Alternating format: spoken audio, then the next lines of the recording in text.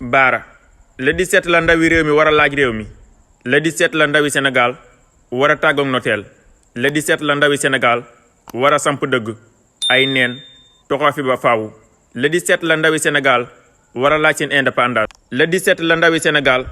war a tëj géej gi ba bépp ndaw dutu jël gaal gi di génn réew mi ngir doy looli am ci réew mi le 17 la Sénégal war a génn loxo France sànni ko ci biti le 17 lan war a laaj sunu indépendance laaj sunu indépendance su baay laaj sunu indépendance ci sët le 17 ndaw lu nekk ab mool nga te mool bu nekk nag le 17 ci nga war a fondement yi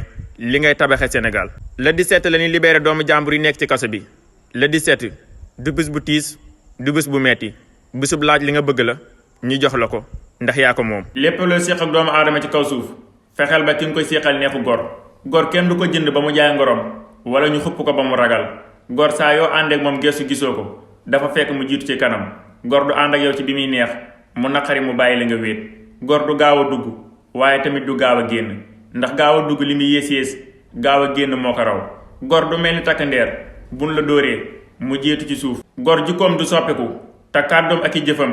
dañuy niroo doo defaru ci kanamam yàqu ci ginnaawam gor saa yu ngeen di àndee di daanu day pare pour ànd ak yow daanu saa yu ngeen àndee di dee day pare pour ànd ak yow dee waaye du joxe kàddoom ba noppi wane ginnaaw. képp ku mas a woote lu mel ni lu Ousmane Sonko di woote